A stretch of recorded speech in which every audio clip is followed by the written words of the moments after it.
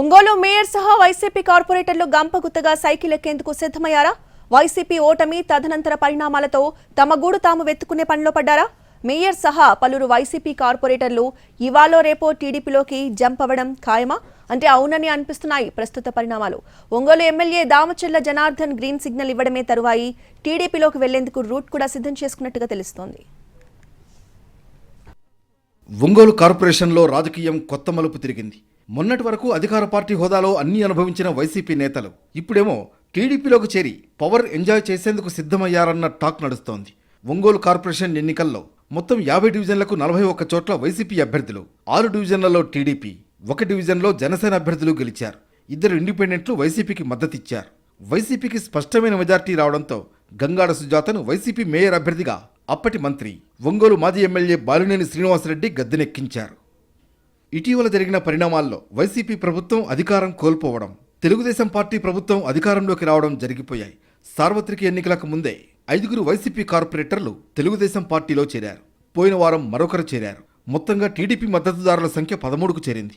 దీంతో మరో 13 మందిని చేర్చుకుంటే కార్పొరేషన్ మేయర్ పదవి టీడీపీకి దక్కుతుంది. కార్పొరేషన్లో టీడీపీకి మెజార్టీ రావాలంటే 26 మంది సభ్యుల అవసరం ఉంది. ఇప్పుడున్న 13 మందికి తోడు Ongole MP Magunta, Ongole MLA Damacharla Janardhan, ఎస్ఎన్పాడు MLA Vijay కుమార్లు కార్పొరేషన్లో ఎక్సఫిషియో సభ్యత్వం తీసుకునేందుకు సిద్ధమైనట్లు తెలిసింది. ఈ ముగ్గురిని కలిపితే టీడీపీ బలం కార్పొరేషన్లో 16కు చేరుతుంది.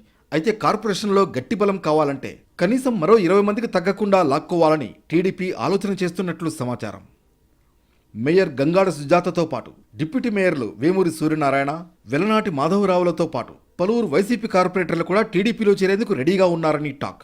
అయితే గంగాడ సుజాతను మేయర్గా కొనసాగించేందుకు టీడీపీ సిద్ధంగా లేదని తెలుస్తోంది. ముందుగా వైసీపీ కార్పొరేటర్లను తమ పార్టీలోకి తీసుకుని ఓ డివిజన్ కార్పొరేటర్ను రాజీనామా చేయించాలని ప్లాన్. అక్కడి నుంచి తమకు కావాల్సిన వారిని పోటీ చేయించి గెలిపించుకుని వారిని మేయర్ పీఠం ఎక్కించాలని భావిస్తున్నట్లు సమాచారం. ఒంగోలు కార్పొరేషన్కు ఎన్నికలు పూర్తయి 3 ఏళ్లు దాటింది.